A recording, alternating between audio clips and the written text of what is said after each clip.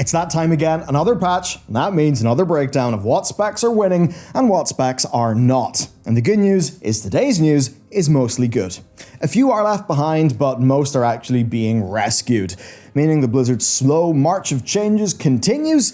So let's start with our biggest winner, today's sponsor, which is actually our patrons. We've got a fancy new podcast on the way that is diving into the rogues, with of course the best boys, Flynn and Matthias, plus a whole host of other podcast episodes we've been publishing throughout the last few weeks. Our videos go up there early too, and there is loot for you to take home as well, which, gotta say, this month's pin really turned out super nice. Of course, it is the best way to actually support the work that we do, to support the team that makes all of the content for you, and if you want that tier, you can also get some loot to take home. So the link's down below. A massive thanks for all the support, it really means a lot. And with that said, let's get cracking. Frost Mage is unrecognizably good, and with the triumphant return of Glacial Spike, the Icy King takes his throne, joined by Ray of Frost, Water Elemental being a temporary aid during, importantly though, the new and improved Icy Veins, which has had its cooldown down to 2 minutes, and the Shackles of Rune of Power being removed.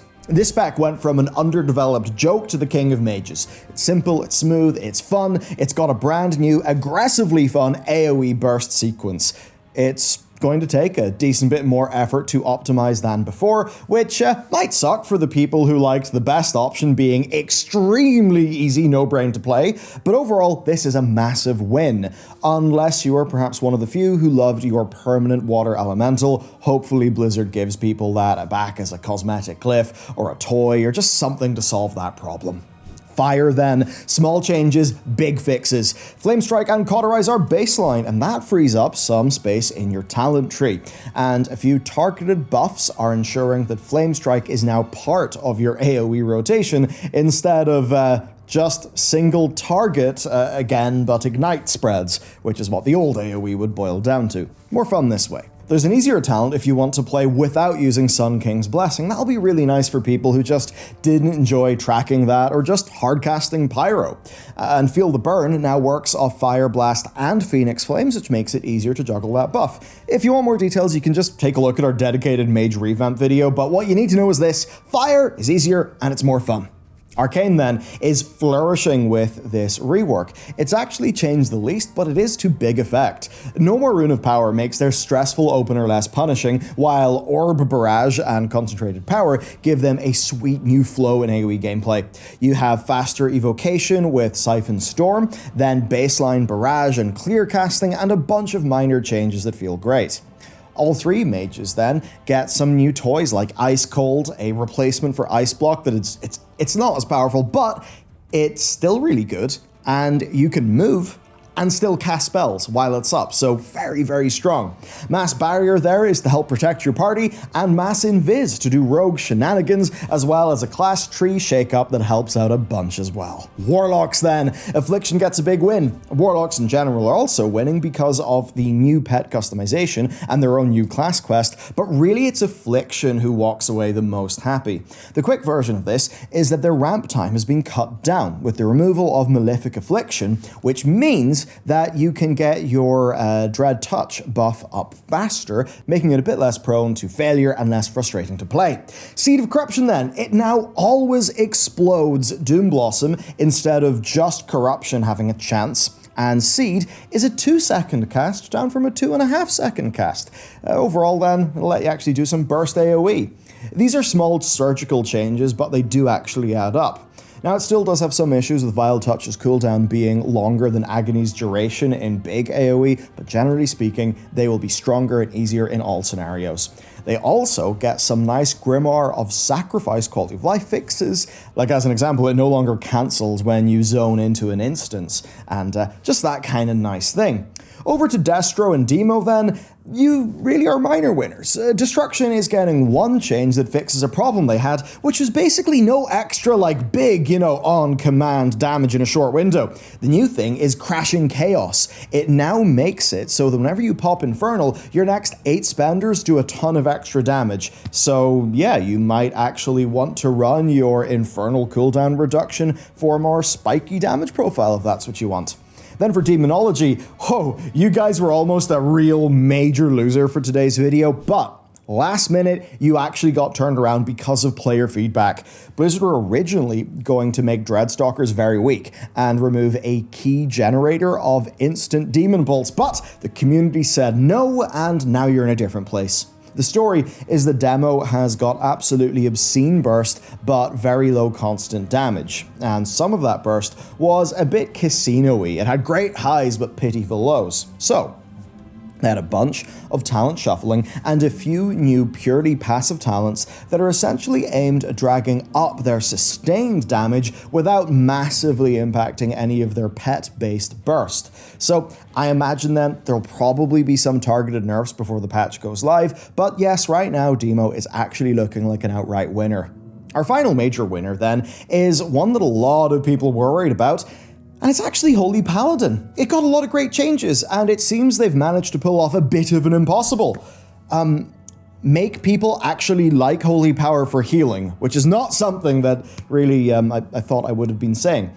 But most notably for how it's going to feel gameplay-wise, Judgment generates Holy Power, and Infusion has seen pretty huge buffs to what it does to your spells, including being consumed by Judgment to improve its damage reduction effect and to restore mana. Elsewhere, Holy Shock and the Glimmer build now have just got a bunch more interactions, which, I mean, is awesome. I think Glimmer's, it's pretty sick. It's one of the nice things that came out of BFA, isn't it? Holy Shock, then, it can have 2 charges with charge refunds based on your Glimmer's active, while Glimmer itself has been massively buffed with talents even changing it between pure single target or up to 8 targets. On top of that, there are lots of little talents to improve it further, forcing it to proc, giving it a damage reduction component, overhealing contributing to a shield, as well as a new cooldown attached called Daybreak that procs all your glimmers and restores mana. It does that for each one active. Their AoE has also been changed to make more sense, with Beacon of Virtue going up to cover 4 players. That said, Light of Dawn being nerfed means that their base AoE healing, without counting those really good Glimmer changes, will be a bit weaker. A counter to that, Hammer of Wrath got a talent to make it radiate AoE healing, as well as get a proc and a cooldown reset when your other heals crit. Then they've gotten a bunch of passive healing and a boost to their raid cooldown with the new Merciful Auras. Though, those do actually fight with Blessing of Seasons, so yeah, that's kind of like fighting with your raid DPS talent. Now, the big issue, though, with them is their mastery being kind of insane, right? It's proximity healing for a melee healer, and that mastery that a lot of people don't like, it still does exist. But it, well, for one, they're a lot less of a melee healer now, and they got a talent to restore the old beacon proximity part of their mastery, which certainly will help, but yeah, I mean, min-maxing your mastery via moving your beacon to a lot of people kind of sucks. Rule of Law got removed since that was just a range doesn't matter button. They have seen some more nerfs to Avenging Wrath and Crusader because they seemed a bit too much. Crusader is what a lot of people would call oppressively strong, where like you just had to take it, there was no choice. On the plus side that outweighs that, though, your RNG Wings proc was moved to be more fixed. A bit like the Fire Mage's Sun King's Blessing, right? Where it stacks until it activates. That being said, they lost Paragon, which is their Wings extender talent. Finally then, Shield of the Righteous is getting a nice buff and basically stacking up to a free heal, but this even further does lock them down into using a one-hander and a shield. And the bit about that that's kind of unfortunate is Tyr's Infinite Hammer is a two-handed mace. Like, Tyr's Hammer is like a weapon that they wielded in Legion, so it feels pretty shitty that a Holy Paladin cannot use Tyr's Infinite Hammer, which you'll be able to get in 10.1.5. Anyway, generally speaking, we will need to see how all this shakes out in the wild, but at least on paper, the only 2 issues left are their mastery and being forced to use a shield, meaning that largely this is a pretty excellent rework, but the community doom and gloom is still a little bit there over final numbers, especially when it comes to mana and which build ends up on top. So there are those concerns. As far as the gameplay design side goes, they're looking pretty fantastic. Next then, I've got some minor winners for you. Feral Druids are getting a new talent to fix up their single target issues, which is very useful. Brewmaster Monk, often the tank that is strong but very complicated and quite busy to play, is getting some options to tune down how many buttons you've got to press. So, it's called Press the Advantage, and it's the equivalent to a Warrior's Devastator. It changes your filler, Tiger Pam, and all of its connected interactions to instead work off auto attacks. The question, though, is whether it will be viable at launch, but right now it's an exciting change for those who just want to press that button less and have, well, less RSI. Monks in general are also getting some passive options to replace their 2 damage-specific defensives, Diffuse, Magic, and Dampen Harm. Now, the skill ceiling on surviving effectively as a monk is extremely high with those things active, but that you can opt out of those for a more passive and consistent version is a nice option. And what it really does is it opens them up to more people who would perhaps otherwise struggle with it, but it does that without removing their existing style, which is pretty much perfect. Our last winner then is the Healing Priest, with yet another asterisk. For Disc, a new option replacing Power Word Barrier is here, and it will basically be useful even when players aren't stacked. And it might even help some issues be avoided, like whenever I put my barrier down on Sarkareth to get rid of the Glimmering Surge, and the barrier ends up hiding the swirlies, and of course the swirlies kill everyone. World of Warcraft, don't we all love swirlies? Anyway, the asterisk here is that while the changes are good, they don't feel good right now because this new ability, called Luminous Barrier, actually just sucks real bad. It's really weak. That's obviously an easy fix. And the sort of buff and nerf switcheroo that they did with Atonement is like a 1% nerf for like no good reason, really. We really didn't particularly need that. But anyway, Luminous Barrier, in theory, good, just needs to be viable. Other than that, there's some pretty nice quality of life stuff, like the new talent options that are a bit easier to play with, and a fun new Prayer of Mending reset for Holy, and then Shadow is basically unaffected, except by all of its DPS hybrid healing changes. So, time to talk about the losers then. We have a few losers this time round, but there are 2 classes in particular where they just feel so abandoned they might wander off to another game. The first is Rogue. They're in dire need of love. Looking at parse counts from the last week, they are the 3rd least played DPS in normal, 5th least played in heroic, and they're actually pretty much middle of the pack in mythic. In Mythic Plus, they're actually not doing too hot either. In both cases, only sub-Rogue sees any substantial play because it's fairly solid. So to put it this way, Assassination and Outlaw are 2 of the 3 least played DPS in the game, and the only one played less in Raid is Affliction, but as we covered, Affliction got a surgical strike to solve many of its key issues. I mean, hell, even Survival Hunter is seeing more play than those 2, which, does tell you most of what you need to know. What makes this sting way more is how they were softly promised change in 10.1.5, but clearly something happened and those changes have either been cancelled or kicked back, which I suppose does bring a mark of hope because major changes may be in 10.2 instead. Maybe, perhaps.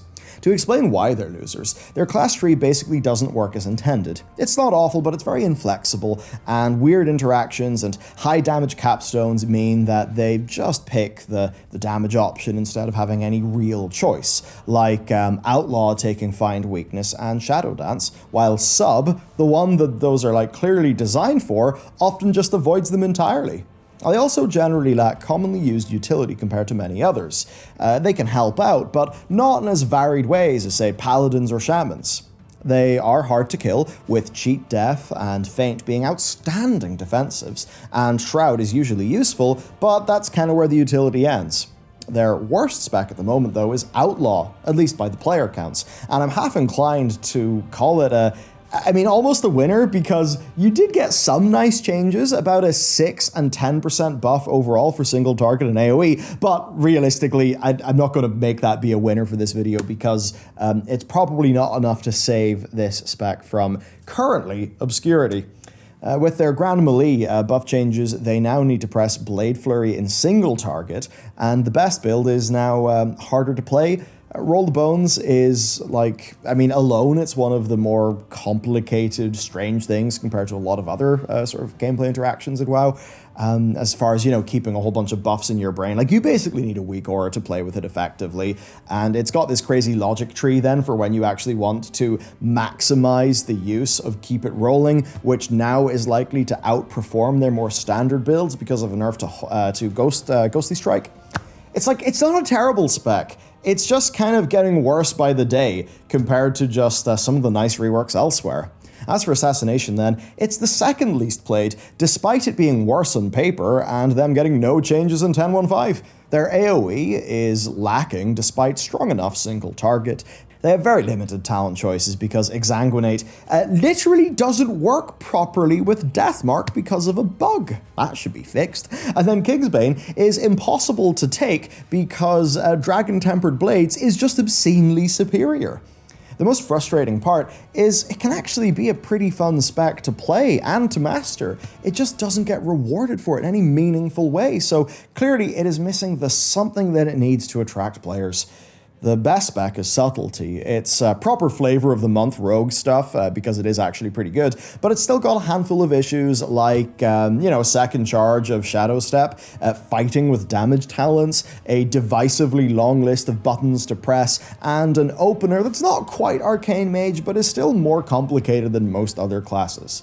They're sometimes easier to play and get better results than the other two rogues, though outside of that, and I mean, really they're getting nothing other than a small buff in this patch. So it's just, they need love. It's a bit like with the mages. They just need a mage-style rework. They really do deserve having more than one spec. Now the next loser is just negligence, and it's Hunters. They're still played, but the vast majority are Beast Mastery because it's effective and it's easy. I mean, you'll never have to worry about standing still to cast again once you play BM. Survival is still kind of the red-headed stepchild. It's like, it's cool in many ways, but man, it's been more fun in the past. I wish they would give it a bit more love. And then Marksmanship. It still just seems to be sort of just as it is. I feel like it needs more. It's just, there's not really much to say. I think Survival needs some more stuff added to its fantasy to let them go toe-to-toe with other melee in the game. Marksmanship just needs anything to make it vaguely interesting.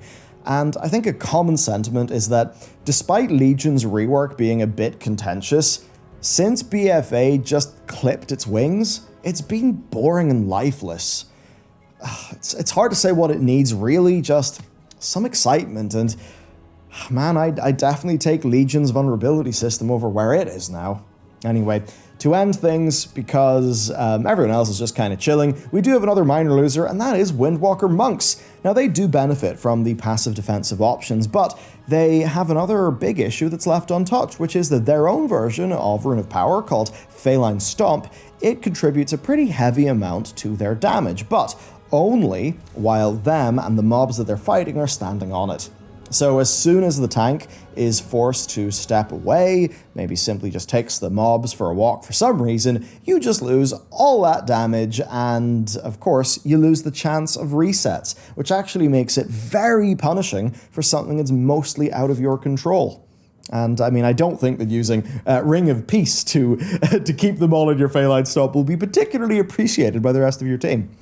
Okay, that wraps it up, except I guess for Devastation, there might be a bit of a loser, just because everyone's going to go and play the new spec, right? They're going to play Ogvoker, but Devastation is actually currently great. A lot of people really do like it, so it's not really that serious. So there you go, Evokers looking pretty strong, a whole bunch of really strong winners for this patch, and in terms of the losers for this patch, it's not really about stuff being ruined, it's just places for more improvement that, in all likelihood, at least for some of them, patch 10.2 or maybe even 10.1.7 will look to address. So that's it for today's video. I hope you found it to be useful. Let me know down below what you are rolling in this patch, and I'll see you next time.